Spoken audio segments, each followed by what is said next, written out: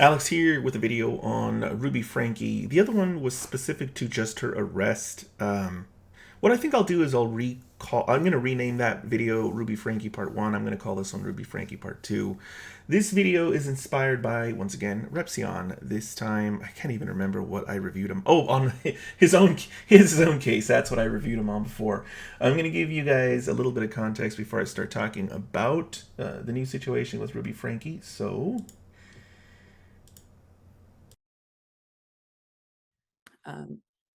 And her whole thing, which is deeply, darkly ironic, is that everything stems from shame and how horrible shame is, and that all of the reason, like all of mental illness, all tics, so like OCDs, everything stems from shame, which is just horrifying because she is the greatest perpetuator of shame. Back in September, I made the Ruby Franke files, also known as 8 Passengers, which was a specific...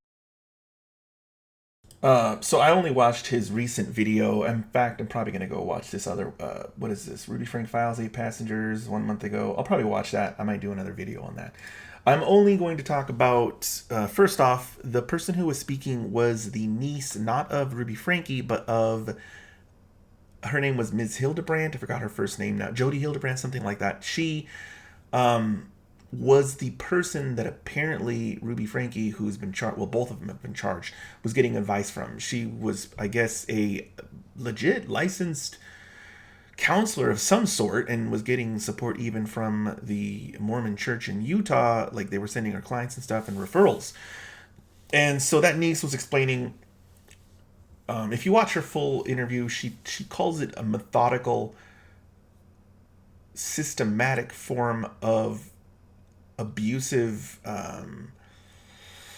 the training program. If you've been watching my videos from the beginning, I call it the training program, where the narcissistic abuser subjects you through myriad forms of abuse, how none of it is really just kind of an emotional reaction. Most of it is, or not, little of it is that. Most of it is a sort of designed, systematic dismantling of your personality. And that particular niece explains how her aunt is apparently completely aware of and has described the role that shame has to play in mental health. And instead of understanding at a scientific level how all of that damage and harm works to better someone, they use that to actually inflict and control new victims. It's that evil. It's kind of like a doctor who knows all of the intimacies of human anatomy, and rather than use that to cure people, they use that to kill people. That knowledge, that information. And that's kind of the way that I've already seen. I haven't talked about narcissistic personality disorder in a long time. I'm not really claiming that any of these people involved in this case have that. That's a diagnosis. I'm just claiming that sort of lowercase n narcissistic abuse, not uppercase narcissistic personality disorder, involves that kind of control over people. If you know how mental health and abuse works, and you use that knowledge to control other people because you yourself as a person want that control for whatever sort of sense of satisfaction that you get, that's what they do. And it comes out a lot. I don't think it ends up in court as much as it probably should, but it comes out a lot. One of the things that Repsion discusses in his video is that Ruby Franke apparently, it was at arraignment or some kind of very early hearing, threw her own child under the bus, the children that she was abusing. These are things that I've talked about on 2 different levels in this channel. The first being that, in my very strong opinion, my ex and other narcissistic abusers don't see kids as entitled to any more protection. And in fact, in my opinion, the predatory nature of the abuser actually sees kids as a better target to abuse because they're more likely to get away with it and it's going to be more effective. So this idea that, oh my gosh, she's doing this to her own kid, I think from the perspective of the abuser, of course. I mean, to them, why? Why should kids get any more, deference and kindness? They just don't understand that as a concept. And that was, part of what I think I want to talk about with that. The other part of it was the justification of abuse by comparing the other person as a worse person. That is crazy, crazy common. In fact, I'm sure people on this channel, lots of people have probably been through a situation where some other person abused them and justified it because they claim that they deserve it because they are a bad person or a worse person than the abuser. So yeah, that to me, that probably happens all the time. It's just probably unusual for it to happen in a courtroom while the case is high profile and everyone's looking at it. So I can see why that would shock people, but it didn't shock me. In a nutshell, what she did was, yeah, maybe I did these horrible things to my own child, but my own child is a really, really, really horrible person that's doing things that I cannot mention on YouTube to other kids. And so it's kind of like, society has a sort of emotional rage reaction when they see a child abuser, especially a child abusive mom.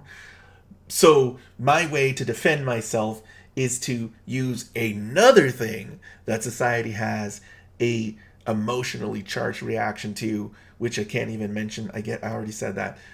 Yeah, like, don't hate me, hate my own child. They were so evil that I had to do this less evil thing on them to control them and teach them a lesson.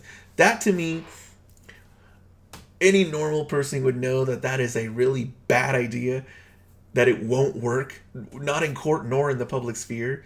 But I don't think she understood that. I think that Ruby Franke did not understand that that would not work and made her situation way worse.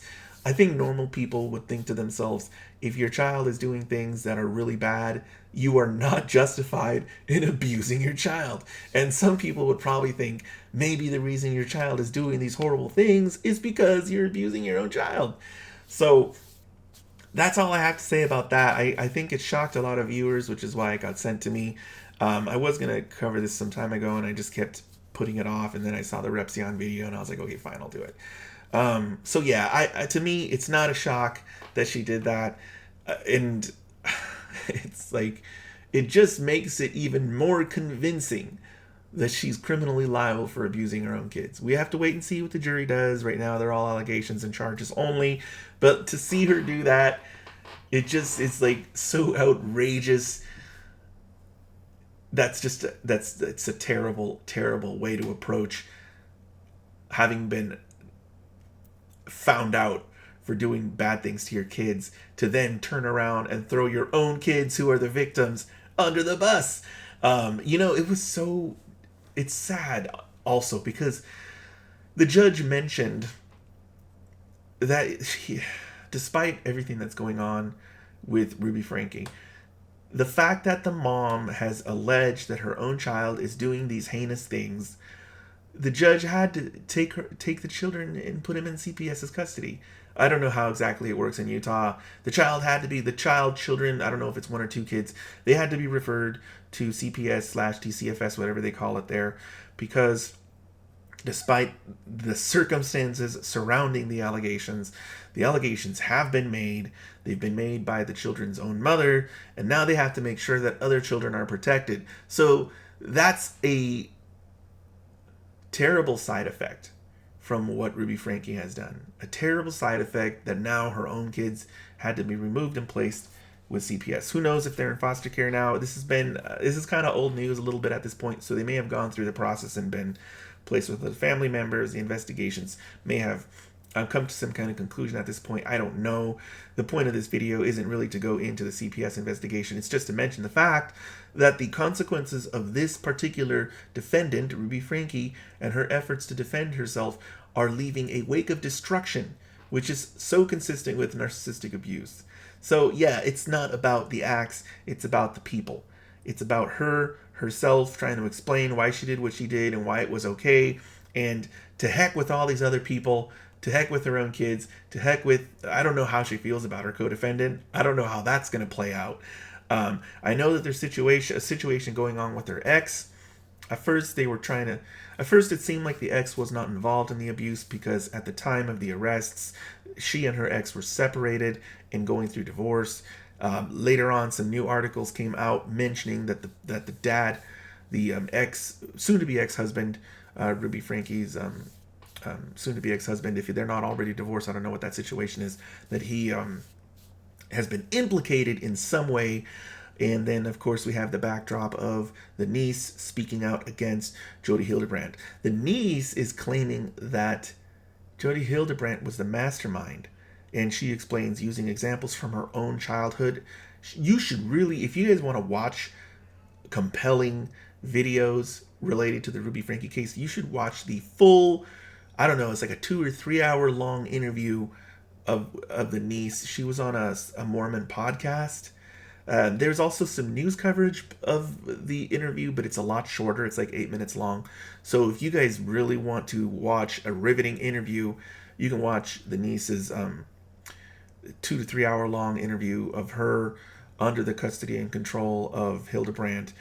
And I know that she actually gives a disclaimer that she's not really excusing Ruby Franke, but in my opinion, despite the disclaimers given by the niece, I think that Ruby Franke has more blame in this than she puts out in her interview.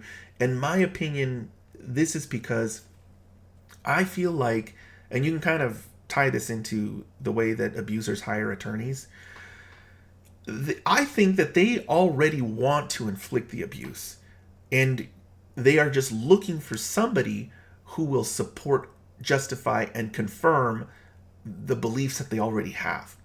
I think that Ruby Franke did not become the person that she is because of Jodi Hildebrandt. It's more likely that she already was that person, and she just found this mental health provider / counselor who confirmed to her what she wanted to be confirmed. And I mentioned earlier, attorneys. What do I mean by that? I've talked about this before. A lot of people are like, my ex is a terrible person and has a terrible attorney. And I've explained before many times on the channel, they look for the attorney that is going to do what they want them to do. I mean, it's not just like a lot of people are like, they found this horrible lawyer and it's all the lawyer's fault. No, not really. They either, that was the first lawyer they found and they got lucky that lawyer's opinions was consistent with their own, or they found a lawyer and heard what they didn't want to hear and said, I'm not going to hire you, and went and talked to another one and another one and another one until they found a lawyer whose personality was consistent with their own. They just look, in some cases that actually manifests as firings. In some cases, the abuser will have an attorney and then they'll fire their lawyer and keep getting new lawyers. Sometimes that's how it looks. Not always. Sometimes they're savvy and they actually get the lawyer they wanted from the beginning. I think my ex was that particular type of person. I think she found the attorney who was going to do what she wanted from the very beginning. And she's a pretty deliberate, careful person. So to me, that's not a shock. Later on, she lost that lawyer and got a new one. And after that, she just gave up. But in many cases, there are situations where the person is not as thoughtful and is not as good of a planner. And so they just kind of wander aimlessly through 5, 6, 7, 8, 9, 10, 11 lawyers because they're not doing what they want them to do. So they're just like, I'll just get another one. So yeah, it's the same situation, I think. I think it would be really interesting if this specific case would be televised, because it would give insight not only into the dynamic between a very public accused abuser, Ruby Franke, but it would also loop in Hildebrandt's role in it, which is something that a lot of people, at least in Nevada, are pushing for a discussion on, is the role of mental health providers, specifically in divorce, which is going to happen in this case too, but even in this particular situation, I think that without that, a lot of it's just going to be lost, and this is a big opportunity. But Utah is a tricky state, and it would be very easy for camera coverage to be thwarted because of the nature of Utah, and the judiciary is just very different from other state judiciaries, and it may be a lot easier for them to block camera access to this case, which I think would be a travesty, because I think a huge amount of education would come from the details of this case. It's one of those rare opportunities that arises. So I guess at this point, that's all I have for you guys. If you have any questions, feel free to post them down in the comments below, and I will see you guys next time.